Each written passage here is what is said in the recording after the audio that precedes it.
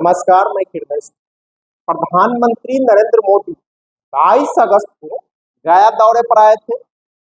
वहां उन्होंने सभा को संबोधित किया और उन्होंने बिहार विधानसभा चुनाव का एजेंडा भी घोषित किया। प्रधानमंत्री ने 3 बातें कही: लाल आतंक, घूसपैठिया और भ्रष्टाचार पर बात की। लाल आतंक मतलब लेफ्ट, वामपंथ और नक्सलवाद।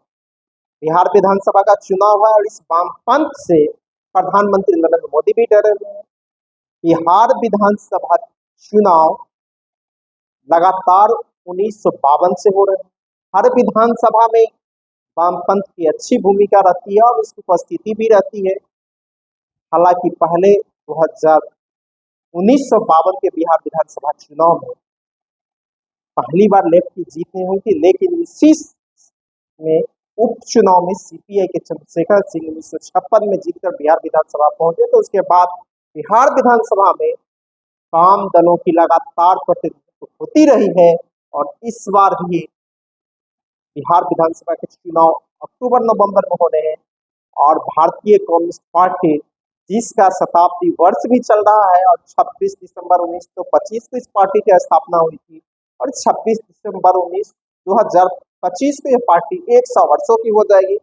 इन पार्टी का सीपीआई का और सीपीएम और सीपीआईएम में जो सीपीआई से ही निकली इन पार्टियों का बिहार विधानसभा और बिहार में इन पार्टियों को देखा जाए प्रदर्शन, चाहे लोकसभा चुनाव हो, बिहार विधानसभा चुनाव हो, तो और नजर डाला जाए तो काफी रोचक आंकड़े सामने आ रहे हैं। और इसी से प्रधानमंत्री नरेंद्र मोदी डरे हुए हैं लेफ्ट से भी, और लेफ्ट के पास अभी भी बिहार में 5% से ज्यादा वोट है जो हर चुनाव में कहीं ट्रांसफर कराया जा सकता है। इसी चलते प्रधानमंत्री नरेंद्र मोदी ने लाल आतंक की बात यहाँ किया था गया में।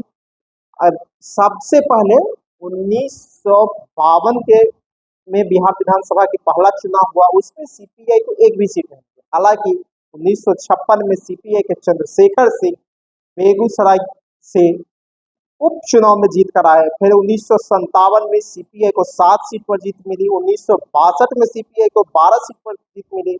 1967 में सीपीआई को 24 सीटों पर जीत मिली थी।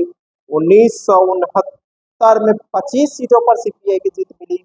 1972 में 35 सीट पर सीपीआई ने जीत दर्ज की।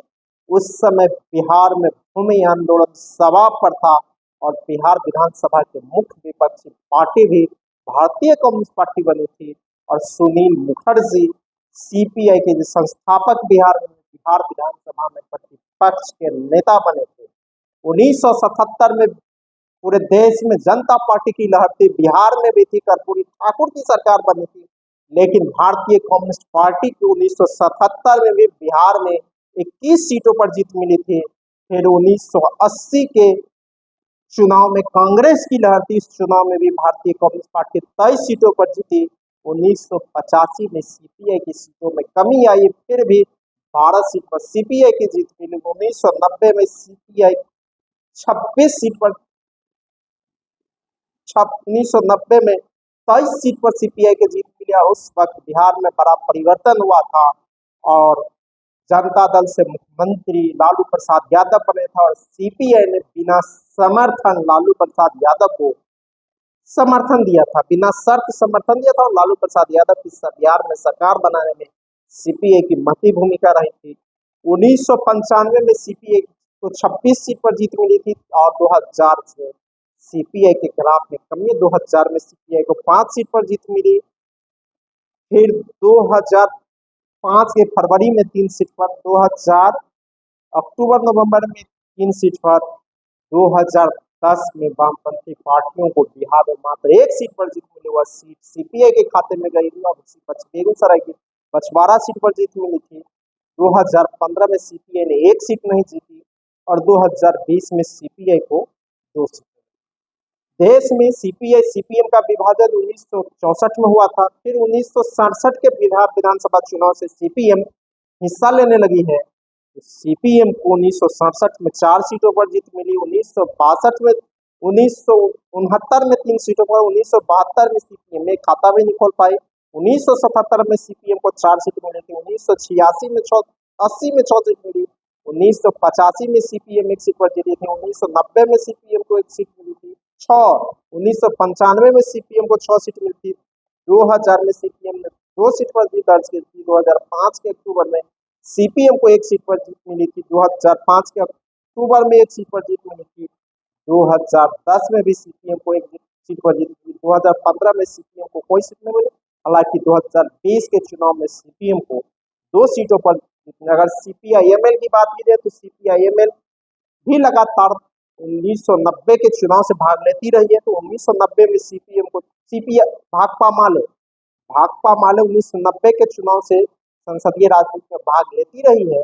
1990 में भाकपा माले को 6 सीट, 1995 में 6 सीट, 2005 के फरवरी में एक सीट, 2005 के अक्टूबर नवंबर में 5 सीट, 2010 में सीट 0, 2015 में 3 और 2020 में सीपीआईएमएल को 12 सीट मिली। अगर देखा जाए तो 1990 में 6, 1995 में 6, 2000 में 6, 2005 के फरवरी में 1, 2005 के अक्टूबर नवंबर में 5, 2010 में 0, 2015 में सीपीआईएमएल को 3 सीट और 2020 में 12 सीट मिली थी। इस बार भी लेफ्ट पार्टियां महागठबंधन के साथ मिलकर चुनाव लड़ रही है। अगर लोकसभा की स्थिति देखा जाए तो सीपीआई को बेगूसराय में 2 बार जीत मिली है, 1967 और 1996 में।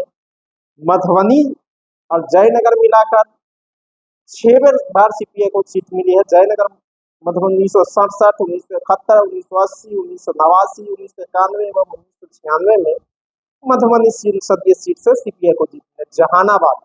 जहानाबाद संसदीय सीट से सीपीआई को 1967, 1971, 1984, 1989, 1991 और 1996 में जीती है। मोतिहारी यह भी सीपीआई का गढ़ रहा है, यहाँ से सीपीआई को 1967, 1971, 1980 और 1991 में जीत मिली थी।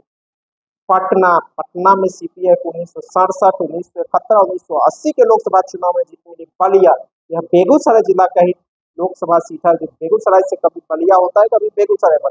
यहाँ 1980, 1989, 1991 और 1996 में बलिया लोकसभा सीट से सीपीआई को जीत मिली थी। जमुई से 1971 में एक बार मिली है।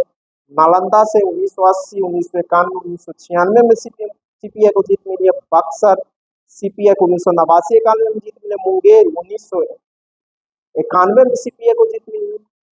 माले को भी 1991 में आरा से जीत मिली थी। इसके बाद सीपीएम को भी 2004 में भागलपुर से जीत मिली थी और 2024 के लोकसभा चुनाव में भाकपा माले को 2 सीटों पर जीत मिली है, आरा और काराकट।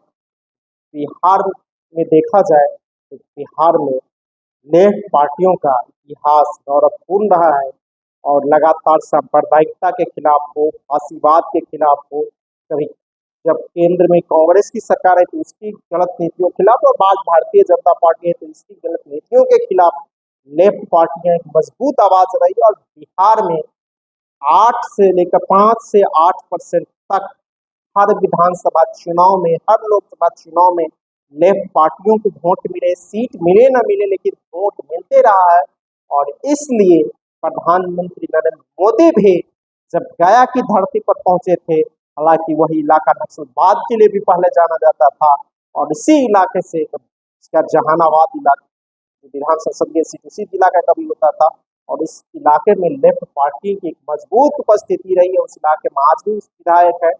तो प्रधानमंत्री को वहाँ लाल आतंक याद आया, भ्रष्टाचार याद आया और परिवारवाद भी याद आया, घुसपैठ भी याद आया। तो इस 3 एजेंडे पर प्रधानमंत्री ने बात की। लाल आतंक वह लेफ्ट से, जो लेफ्ट महागठबंधन का एक हिस्सा है, भ्रष्टाचार जो लालू प्रसाद यादव और कांग्रेस को लेकर बोले, और घुसपैठ किया जो बीजेपी का मुख्य चुनावी एजेंडा होता है हिंदू मुस्लिम, वह घुसपैठिया जो बांग्लादेश की घुसपैठी की बात की। तो इससे साफ लग रहा है, दिख रहा है प्रधानमंत्री नरेंद्र मोदी पूरी तरह बिहार के चुनाव पर फोकस हुए हैं और उसको लेफ्ट से डर सताने लगा, और लेफ्ट जो प्रदर्शन रहे हैं 1952 के बिहार विधानसभा चुनाव से लेकर 2023 के बिहार विधानसभा चुनाव तक इससे भी भारतीय जनता पार्टी और सत्ताधारी एनडीए भयभीत है।